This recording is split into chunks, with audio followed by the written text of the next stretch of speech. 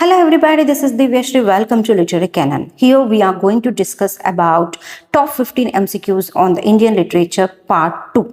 In this slide, we are going to discuss about Acharya Mamata, Jhumpa Lahiri, Mulk Raj Anand, Raja Rao, R.K. Narayan, Meena Kandaswamy and Rupa Goswami. Without further ado, let's start the class. First slide, okay, match the following: Acharya Mamata, Bamaha, Kalidasa, Bharata. Okay, next Kumara Sambhavam, Natya Shastra, Kavya Alankara, Kavya Prakasha. Very important. Acharya Mamata has written a famous work called Kavya Prakasha. Then Bamaha has written a famous work called Kavya Alankara. Then Kalidasa has written a famous work called Kumara Sambhavam. Bharata, everybody knows about that. That is Natya Shastra. Then the correct match is A 4, B 3, okay, then C 1, then D 2. Okay, so this is the answer for this particular slide.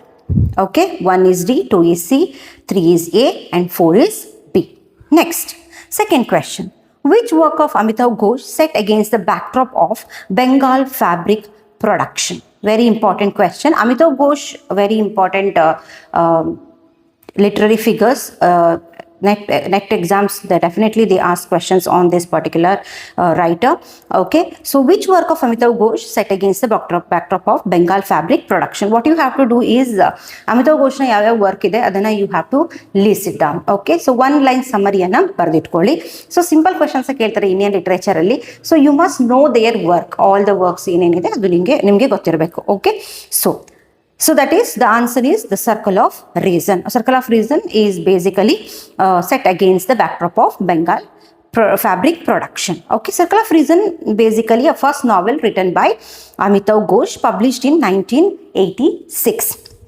Okay, ಇದರಲ್ಲಿ ಏನಾಗುತ್ತೆ ಅಂತಂದರೆ young Indian protagonist suspected of being a terrorist ಆಯಿತಾ. ಒಂದು explosion ಆಗಿರುತ್ತೆ. So ಆ ಎಕ್ಸ್ಪ್ಲೋಷನಲ್ಲಿ suspect ಮಾಡಿರ್ತಾರೆ ಇದನ್ನು ಈ ಪರ್ಟಿಕ್ಯುಲರ್ ಪರ್ಸನ್ನೇ ಮಾಡಿರೋದು ಅಂತ ಹೇಳಿ. ಹಾಗಾಗಿ ಇವ್ರು ಏನು ಮಾಡ್ತಾರೆ, he must leave India for northern Africa and Middle East to find safety. Okay, blending element of a fable and picaresque fiction. This book is distinctly post-colonial in its marginalization of the Europe and postmodern in its non-linear structure and thick intertextuality. So ಇಲ್ಲಿ ನಾವು ಇದನ್ನ ಏನೇ ನೋಡ್ಬೋದು, post colonialism ಬಗ್ಗೆ ನೋಡ್ಬೋದು, post colonial marginalizations ಬಗ್ಗೆ ನೋಡ್ಬೋದು. So this is the first work of Amitav Ghosh. It's about the is set against the Bengal fabric production ಬಗ್ಗೆ ಇರುವಂಥದ್ದು. ಓಕೆ, ಸೊ ಈ ಥರ ಒಂದು ಲೈನ್ ಸಮ್ಮರಿ ನಿಮ್ಗೆ ಗೊತ್ತಿರಲಿ. ಅದಕ್ಕಿಂತ ಜಾಸ್ತಿ ಏನು ತುಂಬ ಡೀಪಾಗಿ ಏನು ಕ್ವಶನ್ಸ್ ಕೇಳಲ್ಲ ಇಂಡಿಯನ್ ಲಿಟ್ರೇಚರಲ್ಲಿ. ಸೊ ಯಾವ ಥರ ಸೆಟ್ ಆಗಿದೆ, ಯಾವ ಒಂದು ಬ್ಯಾಕ್ಗ್ರೌಂಡಲ್ಲಿ ವರ್ಕನ್ನು ಬರೆದಿದ್ದಾರೆ ಅನ್ನೋದ್ರ ಬಗ್ಗೆ ಕೇಳ್ತಾರೆ.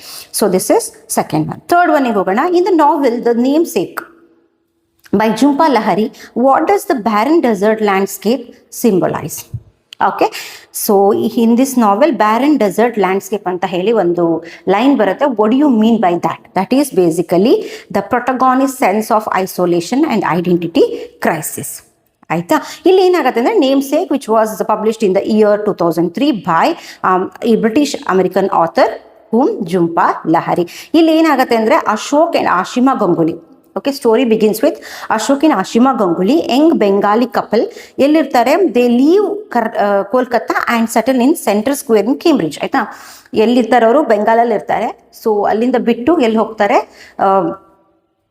ಕೇಂಬ್ರಿಡ್ಜಲ್ಲಿ ಜೀವನ ಮಾಡ್ತಾ ಇರ್ತಾರೆ. ಆಯಿತಾ, ಸೆಂಟ್ರಲ್ ಸ್ಕ್ವೇರ್ ಇನ್ ಕೇಂಬ್ರಿಡ್ಜಲ್ಲಿ ಅವರು ಜೀವನ ಮಾಡ್ತಾ ಇರ್ತಾರೆ. ಸೊ ಅವರಿಗೆ they felt the sense of isolation.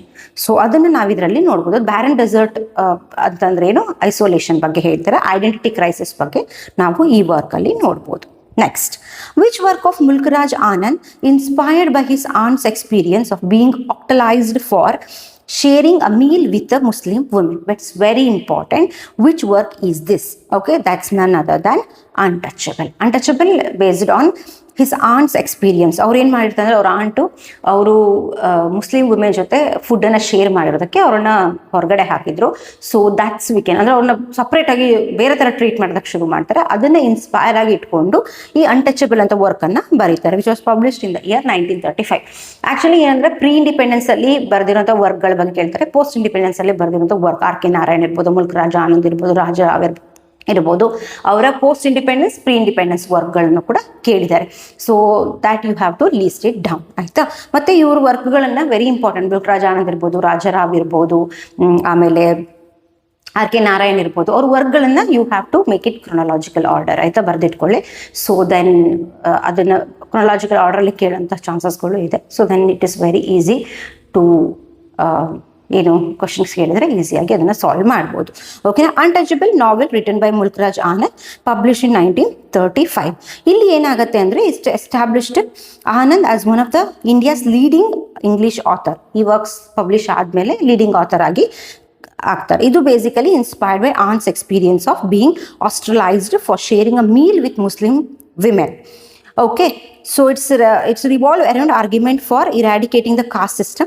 It depicts day in the life of Baka, a young sweeper. Okay, the protagonist yaru Baka, our young sweeper. Adr ಬಗ್ಗೆ ಕತೆ ನಡೀತಾ ಹೋಗುತ್ತೆ. Who is untouchable due to his works of cleaning latrine. So latrine clean ಮಾಡೋರು, ಹಾಗಾಗಿ ಏನು ಹೇಳ್ತೀವಿ ಅವರನ್ನ untouchable ಅಂತ ಟ್ರೀಟ್ ಮಾಡ್ತಾ ಇರ್ತಾರೆ. ಸೊ ಬಕಾ ಬಗ್ಗೆ ಸ್ಟೋರಿ ನಡೀತಾ ಹೋಗುತ್ತೆ. He is the protagonist. Okay, so next work. Rajarav's Kantapura is primarily influenced by. Okay, so Rajarav's Kantapura is primarily influenced by postmodernism, Mahatma Gandhi's philosophy, Buddhist teaching and Marxist ideology. It's very easy. It's based on Mahatma Gandhi's philosophy. ಆಯಿತಾ. So ಈಗ ರಾಜಾರಾವ್ ಇರ್ಬೋದು, ಮುಲ್ಕ್ ರಾಜ ಆನಂದ್ ಇರ್ಬೋದು, ಅವರೆಲ್ಲರೂ influenced by Mahatma Gandhiji. Okay. Kantapura is a story of fictional, it's a fictional village. Kantapura is a fictional village. Story of village in the south of India and how it is affected by the rise of Gandhism in 1930s. So how they influenced by Gandhism. ಆಯಿತಾ. So ಇಲ್ಲಿ ಏನಾಗುತ್ತೆ ಅಂದರೆ story narrator ಯಾರು, ಅಚಕ್ಕ. ಇದು ಕೇಳಿದ್ದಾರೆ ಯಾರು narrator ಅಂತ ಹೇಳಿ. Achakka is the basically the narrator, old women. Okay, so main character ಯಾರು, Moorthy. Moorthy is deep, he is humble, ಆಯಿತಾ, ತುಂಬ humble person and intelligent, educated and he is deeply ಏನಂತ ಹೇಳ್ತೀವಿ influenced by Gandhiji, devotee of Gandhi ಅಂತ ಹೇಳ್ಬೋದು. ಸೊ ಹಾಗಾಗಿ ಏನು ಮಾಡ್ತಾರೆ, returns to home his village to spread the Mahatma Gandhi speech. ಅವರ ಏನೇನು ಹೇಳಿದ್ದಾರೆ ಅವರುಗಳನ್ನು ಅದನ್ನು ಏನು ಸ್ಪ್ರೆಡ್ ಮಾಡ್ತಾ ಬರ್ತಾರೆ ಅವರ ಹಳ್ಳಿಗಳಲ್ಲಿ. So that we can C in this particular work. Okay, next, sixth one, Samskara, a rite for a dead man, was originally written in Kannada by U.R. Ananthamurthy, who is translated into English. It's very important. Okay, is ತುಂಬ ಸರಿ questions ಕೇಳಿದರೆ, it's most repeated PYQ, ಆಯಿತಾ. So ತುಂಬ ಸರಿ ಬೇರೆ ಬೇರೆ ಥರ ಕೇಳಿದ್ದಾರೆ ಕ್ವೆಶನ್ಸನ್ನು, ಆಯಿತಾ. So that we can see here. Samskara rites of dead man was original written in Kannada. ಕನ್ನಡದಲ್ಲಿ ಬರೆದಿರೋದು ಆರ್ ಅನಂತಮೂರ್ತಿ ಅವರು. ಇಂಗ್ಲೀಷಿಗೆ ಯಾರು ಟ್ರಾನ್ಸ್ಲೇಟ್ ಮಾಡಿದ್ದಾರೆ ಅಂತ, that's none other than A.K. Ramanujan. Okay, A.K. Ramanujan. Basically it's talk about caste system ಇರ್ಬೋದು, ರಿಲಿಜಿಯಸ್ ರೂಲ್ಸ್ ಇರ್ಬೋದು, culture traditions ಬಗ್ಗೆ ಹೇಳ್ತಾ ಹೋಗ್ತಾರೆ. ಎಸ್ಪೆಷಲಿ ಬ್ರಾಹ್ಮಿನ್ ಕಮ್ಯುನಿಟಿಯಲ್ಲಿ ಏನೇನಾಗುತ್ತೆ ಅನ್ನೋದು. ಇಲ್ಲಿ ಏನಾಗುತ್ತೆ ಅಂದರೆ ನಾರಾಯಣಪ್ಪ ಅನ್ನೋರು he had an extra marital affairs with Chandri. So ಅವ್ರು ಸತ್ತೋದ್ಮೇಲೆ ಯಾರು ಅವರ ಸಂಸ್ಕಾರವನ್ನು ಮಾಡ್ತಾರೆ, ಯಾರು ಮಾಡೋದಕ್ಕೆ ಒಪ್ಪಲ್ಲ. ಬಿಕಾಸ್ ಎಕ್ಸ್ಟ್ರಾ ಮ್ಯಾರಿಟಲ್ ಅಫೇರ್ಸ್ ತುಂಬ ಲೋವರ್ ಕಾಸ್ಟ್ ಜೊತೆ ಇದೆ ಅನ್ನೋ ಕಾರಣಕ್ಕೆ ಅವರ ಅಂತಿಮ ಸಂಸ್ಕಾರನ ಯಾರು ಮಾಡಲ್ಲ. At the last Muslim men ಏನು ಮಾಡ್ತಾರೆ, ಅಂತಿಮ ಸಂಸ್ಕಾರವನ್ನು ಮಾಡ್ತಾರೆ. ಸೊ ದಿಸ್ ಈಸ್ ಸಂಸ್ಕಾರ. Okay, okay. So next question. Which of the following is not a part of Amitav Ghosh Ibis trilogy? ಇದು ಕೂಡ ಮೋಸ್ಟ್ ಇಂಪಾರ್ಟೆಂಟ್ PYQ. ತುಂಬ ಸರಿ ಕೇಳಿದ್ದಾರೆ, ಇದು ತುಂಬ ಸರಿ ಕ್ವೆಶನ್ಸ್ ಅನ್ನು ಕೇಳಿದ್ದಾರೆ. One is Sea of Poppies, River of Smoke, Flood of Fire, The Shadow Lines. It's not a part ಅಂತ ಕೇಳಿದರೆ, ನಾಟ್ ಅ ಪಾರ್ಟ್ ಅಂತ ಕೇಳಿದರೆ that's basically Shadow Line. Okay, Sea of Poppies, River of Smokes and Flood of Fire is a part of Ibis trilogy ಅಂತ ಹೇಳಿ ಹೇಳ್ತೀವಿ. First, Sea of Poppies published in the year 2008, River of Smokes published in 2011 and Flood of Fire published in 2015. It's based on first opium war ಬಗ್ಗೆ ಹೇಳಿರುವಂಥದ್ದು. It's very, very important. Okay, next question. Who is the writer of The Painter of Sign? Okay, so who is the writer of Painter of Sign? It's none other than R.K. Narayan. R.K. Narayan published in the year 1976 ಅಲ್ಲಿ the painter of sign ಅನ್ನ publish ಮಾಡ್ತಾರೆ. Okay, it's about Raman. ಅವ್ರು ಏನು ಮಾಡ್ತಾರೆ ಅಂದರೆ, he marries a person, lady called Daisy. Okay, ಅವ್ರಿಗೆ ತುಂಬ who is advocate family planning, ಆಯಿತಾ, which is against Indian tradition. Indian tradition ಪ್ರಕಾರ ಫ್ಯಾಮಿಲಿ ಪ್ಲಾನಿಂಗ್ ಎಲ್ಲ ಇಟ್ಸ್ ಅಗೇನ್ಸ್ಟ್ ದ ಟ್ರೆಡಿಷನ್ ಅಂತ ಹೇಳ್ತೀವಿ. ಸೊ ಹಾಗಾಗಿ Raman is in a dilemma. Okay, in accepting or rejecting the traditional way of life of India, ಅದನ್ನು accept ಮಾಡ್ಕೋಬೇಕಾ reject ಮಾಡಬೇಕಾ ಅನ್ನೋ ಡೈಲಮಾದಲ್ಲಿ ಇರ್ತಾರೆ. So that is painter of sign. Next, what event is primarily depicted in the novel the gypsy goddesses? Okay, what event is primarily depicted in the novel the Gypsy Goddesses? Gypsy Goddesses basically written by who? Meena Kandaswamy, published in the year 2014. ಇಲ್ಲಿ ಏನಾಗುತ್ತೆ ಅಂತಂದರೆ, it is talking about, it's set against 1968 massacre of 44 Dalit villages in Kilvenmani, Tamil Nadu. ಇಲ್ಲಿ ಏನಾಗುತ್ತೆ ಅಂದರೆ, ಅವರು higher ವೇಜಸ್ಗೋಸ್ಕರ fight ಮಾಡ್ತಾ ಇರ್ತಾರೆ. ಆವಾಗ ಏನು ಮಾಡ್ತಾರೆ, 44 ಮೆಂಬರ್ ಯಾರ್ಯಾರಿದ್ದಾರೆ ಅವ್ರನ್ನ ಸಾಯಿಸ್ತಾರೆ.